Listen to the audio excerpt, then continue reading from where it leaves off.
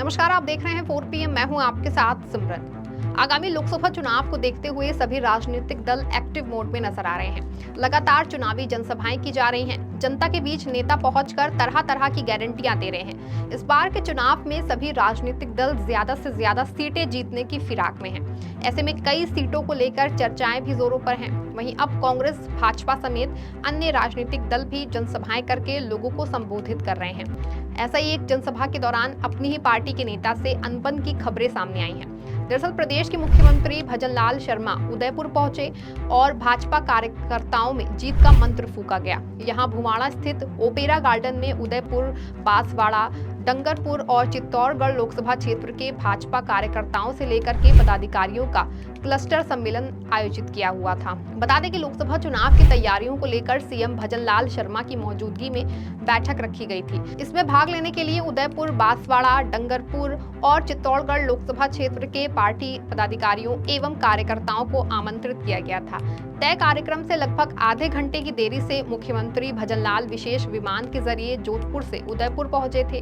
कार्यक्रम शुरू हुआ, लेकिन यहां चित्तौड़गढ़ जिले की निम्बाहेड़ा से विधायक और पूर्व बीजेपी सरकार में यूडीएच मंत्री रहे श्री चंद कृपलानी और उदयपुर जिले के सलम्बूर विधायक अमृत लाल मीणा गुस्सा हो गए। पार्टी के पदाधिकारियों के सामने भी उन्होंने अपना गुस्सा दिखाया। पदाधिकारियों ने कई देर तक उनको मनाया। दरअसल सीएम भजनलाल शर्मा और प्रदेशाध्यक्ष सीपी जोशी के आने से पहले पदाधिकारियों को मंच पर बुलाया जा रहा था।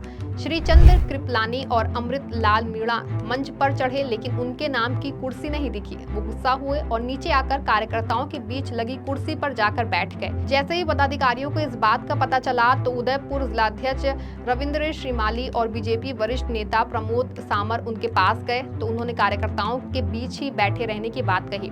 बड़ी देर तक दोनों नेता नहीं माने। विधायक अमृत लाल मीणा ने तो गुस्से में कहा कि जब हमारा नाम नहीं तो क्यों आए हैं। मान मुनाहट चली और फिर दोनों माने और मंच पर जाकर बैठे।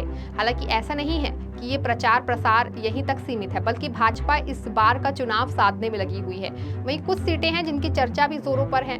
जी हां, बता दें कि राजस्थान में अभी कांग्रेस और भाजपा दोनों ने उम्मीदवारों की पहली लिस्ट ही जारी की है। ऐसा माना जा रहा है कि दोनों दल दूसरी लिस्ट जल्द ही जारी कर सकते हैं। लेकिन जिन सीटों पर अब तक उम्मीदवारों की घोषणा की जा चुकी है, उनमें से कुछ सीटों पर चर्चा लगातार बनी हुई है। अब इन सीटों की अगर हम बात करें तो राज्य की सबसे चर्चित सीट चुरू है, जहां बीजेपी ने कांग्रेस के राहुल कस्वा के खिलाफ पैरालंपियन देवेंद्र झांझरिया को मैदान में उतारा है। कस्वा पूर्व बीजेपी सांसद हैं। उन्होंने लोकसभा टिकट नहीं मिलने के बाद बीजेपी छोड़ दी थी। वहीं देवेंद्र झांझरिया के लिए ये चुनाव एक नई पारी है। अब ये सीट बीजेपी के साथ साथ कांग्रेस के लिए भी प्रतिष्ठा का सवाल बन गई है। चित्तौड़गढ़ लोकसभा सीट की अगर हम बात करें तो यहां से बीजेपी के प्रदेश अध्यक्ष सीपी जोशी को कांग्रेस के पूर्व राज्य मंत्री उदयलाल आंजना के खिलाफ मैदान में उतारा गया है। राज्य बीजेपी प्रमुख के रूप में चित्तौड़गढ़ से सांसद जोशी के कार्यकाल में बीजेपी ने विधानसभा चुनाव जीता। उनका गृह क्षेत्र होने के कारण ये सीट महत्वपूर्ण है। वहीं चित्तौड़गढ़ विधायक चंद्रभान सिंह आक्या के साथ हुए जोशी का मतभेद कोई रहस्य नहीं है। टिकट नहीं मिलने पर आक्या ने बीजेपी छोड़ दी और निर्दलीय के तौर पर विधानसभा चुनाव लड़ा और जीत हासिल की। इसके बाद से उन्होंने टिकट न दिए जाने में अहम भूमिका निभाने के लिए जोशी पर मौखिक हमला बोला है। बता दें कि ऐसी चर्चाएं थी कि आक्या जोशी के खिलाफ लोकसभा चुनाव लड़ सकते हैं। हालांकि मुख्यमंत्री भजनलाल शर्मा ने मध्यस्थ की भूमिका निभाई और दोनों नेताओं के बीच सुलह कराने में मदद की, जिससे कि बीजेपी के लिए चीजें आसान हो गई।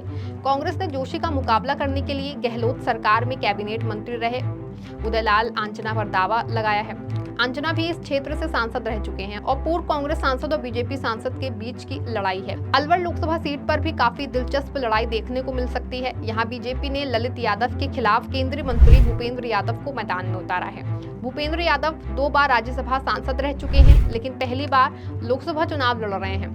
कांग्रेस ने अपने विधायक ललित यादव को उनके खिलाफ मैदान में उतारा है। ललित मुंडावर से पहली बार विधायक बने हैं। पार्टी सूत्रों ने बताया कि कांग्रेस यहां नया नेतृत्व लाने की कोशिश कर रही है। अलवर के पूर्व सांसद करण सिंह ने टिकट नहीं मिलने के बाद कांग्रेस से इस्तीफा दे दिया और बीजेपी में शामिल हो गए। इसीलिए यहां विद्रोहियों की क्या भूमिका होगी, इस पर पैनी नजर रखी जा रही है। एक और सीट जिसकी राजनीतिक गलियारों में चर्चा हो रही है वो है जालोर सीहोर। यहाँ कांग्रेस ने पूर्व सीएम अशोक गहलोत के बेटे वैभव गहलोत को बीजेपी के लुम्बाराम चौधरी के खिलाफ मैदान में उतारा है। आपको बता दें कि वैभव ने 2019 में जोधपुर से लोकसभा चुनाव लड़ा था, लेकिन शेखावत से हार गए थे।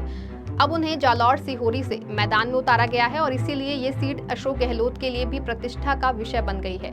बीजेपी ने जालौर सिहोरी से 3 बार के सांसद देवजी पटेल का टिकट काट दिया है और लुम्बाराम चौधरी को मैदान में उतारा है, जो पहली बार लोकसभा चुनाव लड़ रहे हैं। वहीं एक और सीट है जो कि खूब चर्चा में बनी हुई है। दरअसल उदयपुर में 2 पूर्व नौकरशाह आमने सामने हैं। बीजेपी ने अपने सांसद अर्जुन मीणा का टिकट काटकर पूर्व परिवहन अधिकारी मन्ना लाल को मैदान में उतारा है। मन्ना लाल विश्व हिंदू परिषद और वनवासी कल्याण परिषद जैसे संगठनों में काम कर चुके हैं। उनके पास जमीनी स्तर का अनुभव है। कांग्रेस ने उदयपुर के पूर्व कलेक्टर ताराचंद मीणा को मैदान में उतारा है। दोनों उम्मीदवार बाहरी हैं। कांग्रेस ने यहां से मीणा को उम्मीदवार बना करके आश्चर्यचकित कर दिया है। उनका वीआरएस 20 मार्च से प्रभावित होगा। बता दें कि ताराचंद को पूर्व सीएम अशोक गहलोत का करीबी माना जाता है और उन्हें सीधे चित्तौड़गढ़ कलेक्टर में नियुक्त किया गया था। 8 महीने बाद उन्हें उदयपुर जिले का कलेक्टर नियुक्त किया गया। अब उनकी उम्मीदों ने सभी को हैरान कर दिया है। इस बीच राजस्थान बीजेपी के उपाध्यक्ष नारायण पंचारिया ने दावा किया है कि इन सीटों पर कोई बड़ा मुकाबला नहीं है और बीजेपी इन सभी सीटों पर आसानी से जीत हासिल करेगी। उन्होंने कहा, हमारी पार्टी के घोषणा पत्र में 2047 तक देश को विश्व के शीर्ष पर देखने के सुझाव शामिल हैं। हम एक विकसित भारत के लिए काम कर रहे हैं और मतदाता हम पर भरोसा कर रहे हैं। दूसरी ओर राज्य कांग्रेस प्रमुख गोविंद सिंह डोटासरा ने कहा कि चुनावी बॉन्ड राज्य में पेट्रोल और डीजल की कीमतें पड़ोसी राज्य जितनी कम करने जैसी बीजेपी के फर्जी वादों ने भाजपा पार्टी के झूठों को उजागर कर दिया है। मतदाता उन्हें सबक सिखाएंगे। अब भले ही प्रदेश से कांग्रेस की सरकार जा चुकी हो, लेकिन लोकसभा चुनाव के लिए कांग्रेस पार्टी पूरा जोर लगा रही है कि राजस्थान में कांग्रेस ज्यादा सीटें जीत सके और पीएम मोदी के 400 पार के नारे को जुमला साबित करने में कामयाब हो सके। इसके लिए कांग्रेस के बड़े बड़े दिग्गज मैदान में हैं और लोगों से वोट बटोरने की कोशिश में लगे हुए हैं। इसके लिए पूर्व मुख्यमंत्री अशोक गहलोत, सचिन पायलट और भी तमाम बड़े नेता मैदान में उतरकर प्रचार कर रहे हैं। खैर, अब इस बार के चुनाव में किसे कितनी सीटें मिलेंगी ये तो चुनावी नतीजों के सामने आने के बाद ही पता चल पाएगा, लेकिन अभी से लेकर के जमकर के प्रचार प्रसार बहुत हो रहा है। फिलहाल के लिए इस खबर में बस इतना ही। तब तक के लिए आप देखते रहें 4 PM राजस्थान। धन्यवाद।